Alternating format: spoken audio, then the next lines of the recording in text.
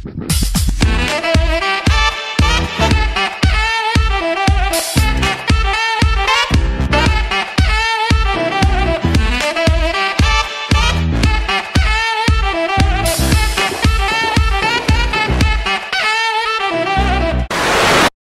you say, I hate my job, I hate my boss, I hate my coworkers, but I do get a paycheck. Or this person, we disagree, or this person has these flaws, but they're willing to contribute some kind of monetary aspect to a project or to a situation or to whatever. In terms of friendship, probably the fact, oh, my friend is rich. Probably not a good reason to be friends with somebody. But if you're talking about business, if you're talking about career, money is a legitimate interest. It's a legitimate value. The second question I would ask would be something like, if we're assessing the value of a thing or the value of a person, what is the social benefit? Let's say there's a person, they have no money at all. This person has great social skills. They're wonderful at getting along with people. They're wonderful at forming coalitions. They're wonderful at forming friendships. People want to be their friend because they're nice, they're considerate, or maybe they're charismatic, or maybe they have a certain gravitas to them, or maybe they have just an air of authority around them. That is valuable. It is valuable irrespective of their monetary contributions. It's valuable to be around people who are social connectors, social networkers. You know, the motherly figure sort of brings everyone together at the dinner table. And then there's certain types who are more authoritarian and they have that kind of leadership ability. Some people who are charismatic, some people who are just peacemakers and just want everybody to get along. But all of these social functions have value. The monetary value is not really there. And then you go to social value and it's like, well, this isn't building social value. It's not building it internally. It's not building it with respect to other people. The social value is not there. So what's left? What's left? Usually people go to some kind of intellectual value. You know, this person doesn't have any money. Additionally, this person is completely socially useless. Not only are they incapable of creating social bonds, friendships, of just acting like a normal person, but this person actively alienates people. This person is aggressive. This person is shrill. This person non-perceptive. They are blind to the feelings of others. They have no empathy whatsoever. Doesn't necessarily mean that they're a complete sociopath. Doesn't necessarily mean that they're sadistic and they want to hurt other people. Although sometimes that is part of this basket of maladies, of personality disorders. If you've gotten to this point and you're like, well, what's left? Well, they're a good theorist. Well, they're a good intellect. Well, he's a smart guy. Doesn't that have value? And I'm here to say no. I'm here to say no, that doesn't have value. I'm here to say there are a lot of smart guys. And sometimes there are too many smart guys in a room. Sometimes you don't need more smart guys. You need guys who are good at cooperating. You need guys who are good at participating. You need guys who are good at making money. You need guys who get things done. You don't need guys who are philosophers. You don't need guys who are theorists. You don't need guys who are intellectuals. You don't need guys who are good at writing articles, right? If you're not sort of grounded in realities, is there a social value? Maybe you can ask, is there a spiritual value? Is there a spiritual value? Are we talking about going to church? Are we talking about a religion? Are we talking about someone who is putting out interesting spiritual ideas? All of these things can be valuable. But to me, there is an overvaluation of the mental, abstract, logical process of being able to dissect argumentation, and to be hyper-rational, hyper-logical, high verbal IQ, high mathematical ability. Oh, you can solve all these calculus problems. Well, so can, millions of Indian immigrants and whatever. That to me is not impressive. To me is not but these guys who are very high IQ, who can't crack it in college, and they can't crack it in the private sector, and they're very smart, but they have no social skills, and they're living at home, and they're not doing very well, and you say, well, he's really smart, though. He's really smart. We need to bring him in. We need to utilize him because he's got all this potential. I think Westerners have this bias toward intelligence and logical, analytical ability, and oh, he's good at math, and he has a high vocabulary, and he's read a lot of books, and he knows all these different things. I think Westerners are very easily impressed about this, and this is kind of a self-criticism on my part. This is just something I've found that just knowing a lot of stuff, having a high vocabulary, being impressive with mathematics, those things are not valuable in themselves. They're valuable to the extent that they allow you to make money. They're valuable to the extent that they facilitate connections. They're valuable to the extent that they generate community building. They're valuable to the extent maybe that they bring people together and they function in that way. But they are not in themselves valuable. The brain in the vat, the brain in the jar, pressing the random button on Wikipedia a million times, if you don't have the ability to synthesize that information, if you don't have the ability to see the big picture, if you're always bogged down in the details, if you're a master chess player, if you're the best video game player, if you're a genius, you know, all the details of some historical era, it's like, no, intelligence in itself is not valuable. Like a computer's not valuable. A computer's worth like $1,000. You can smash it, throw it away, and get a new one. A truly a valuable person, and again, this is, people don't like to do this because you're treating people as economic units and you're judging people. It's not a very egalitarian Christian thing to do. If you're in a highly pressurized environment where everybody's coming at you from all sides and denigrating you and attacking you and humiliating you and trying to destroy you, you kind of have to come to this realization that you really do have to judge people. Who is valuable, who is not, who is a liability, who is an asset. The question you should not be asking is, who is intelligent? That shouldn't be your first question.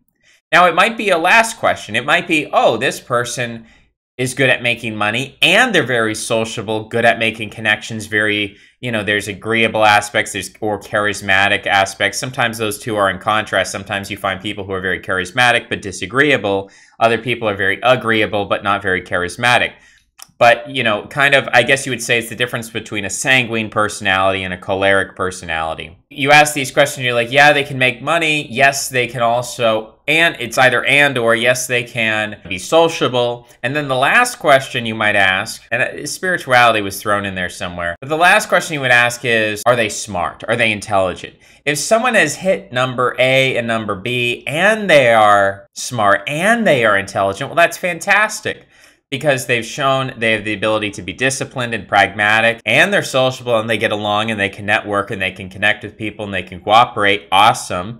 And then number 3, and they also are smart. Well, that's great. It doesn't hurt to have high intelligence if you already have box number 1 and box number 2. But if you don't have box number 1 and you don't have box number 2, it maybe spirituality would come in terms of that term motivation, right? If you're not motivated internally at some point, then it's going to be very hard to hold down a job. It's very hard to overcome your egoism and get along with people if you don't have some kind of deeper spiritual motivation. So that kind of permeates the whole scene. I don't know, first, last, in between. I think it's operating above this two-dimensional linear, you know, flow chart I'm drawing for you. It's kind of above the whole thing or underneath the whole thing, surrounding, permeating, whatever. But those two questions, can they make money? Do they make money? Are they financially successful? And then number 2, are they a sociable person, either more charismatic, choleric, or agreeable, sanguine? Do they fit one of the sides of those spectrum? If you can get but yeses to both of those, or at least one of those, and they're very intelligent and they're very smart, well, that's wonderful. Awesome, great. I'm so happy about that. But if you view intelligence in itself as an asset, irrespective of these other qualities, if you view intelligence alone as valuable, you get yourself into situations where you start trusting and bringing people in who will ultimately never accomplish anything, but they will be lazy and they will be useless in a very intelligent way. And that is extremely destructive, and that is extremely harmful, both individually when we look at our own personalities and the way that we almost parent ourselves, we almost try to educate and uplift, develop ourselves, right? When we say, well, what sort of challenges, what should I focus on? What sort of life paths should I take? What should I really try to hone in on and build in myself? If you're focusing on intelligent as a good thing, which intelligent people are want to do, right? They say, well, I'm an intelligent person, that's my asset, so I'm going to overvalue that as a form of boosting my self-esteem. I'm not going to focus on those areas where I'm poor.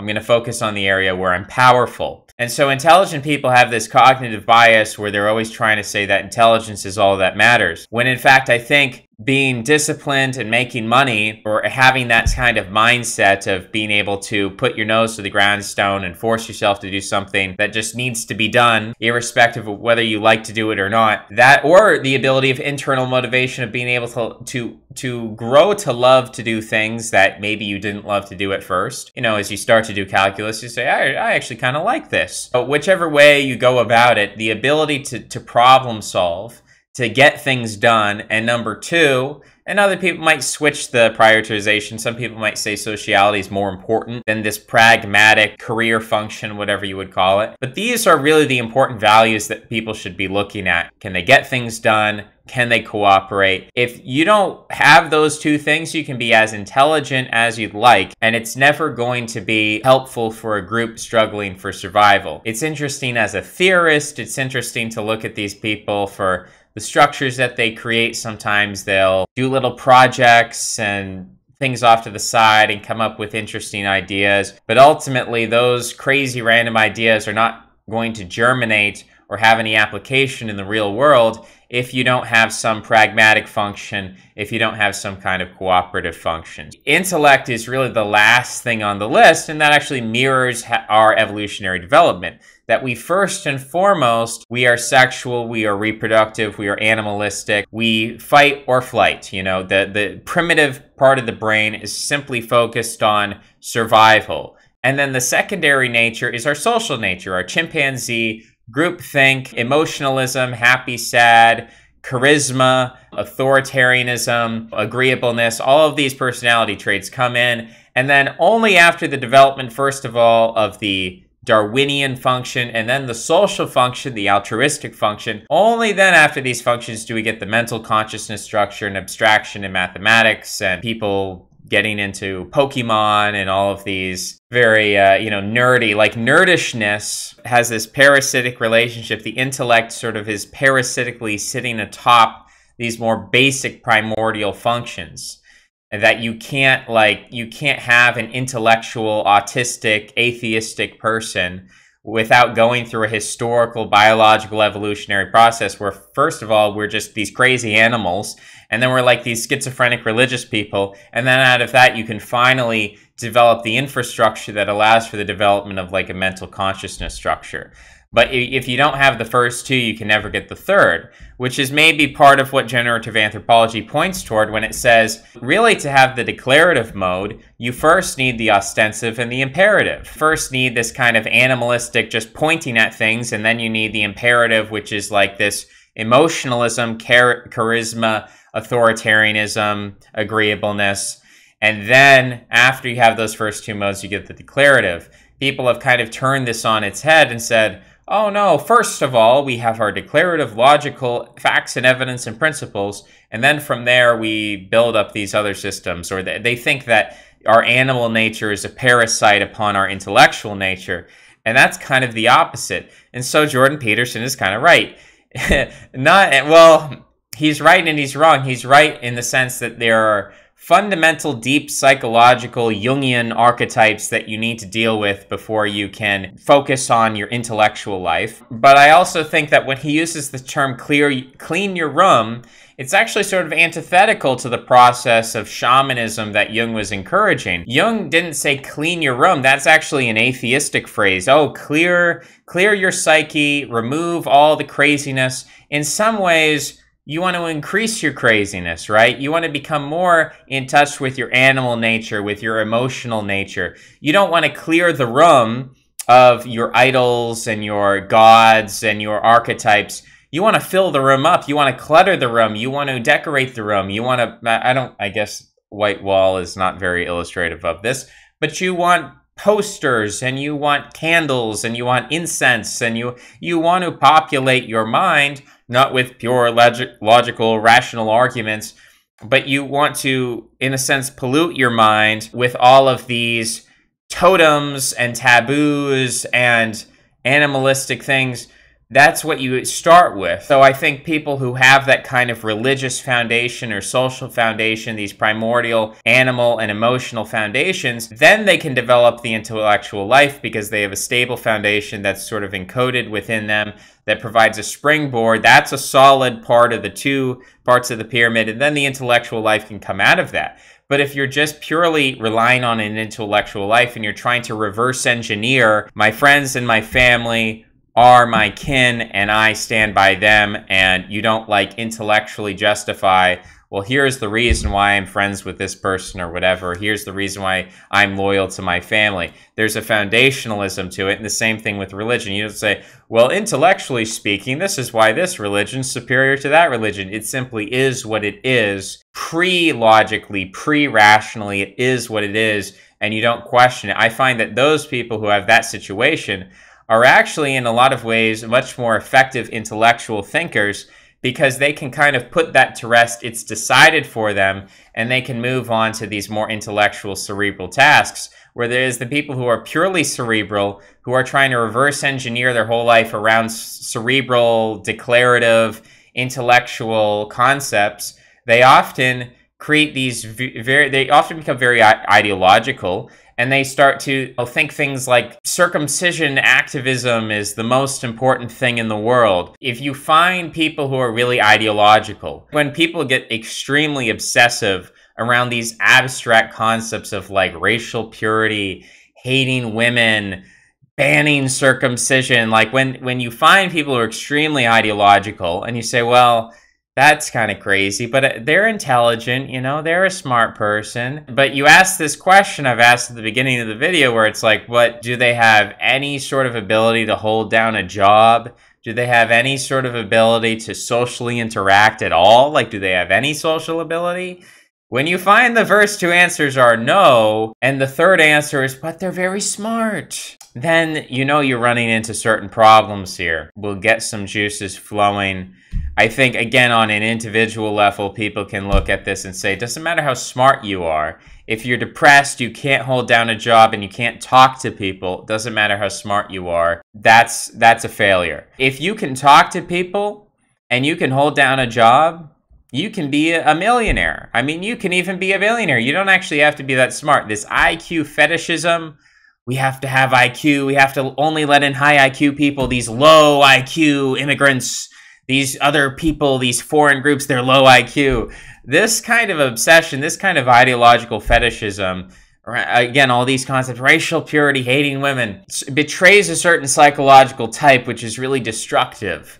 Which is, to me, again, that is the true parasitism, the parasitism of the intellect over our animal and emotional human spirit, and even our spirituality in a broader sense. Can you really solve these deep human problems, these problems of emotionality and animalism and sexuality and religion and God and spirituality? Can you solve those problems with the intellect?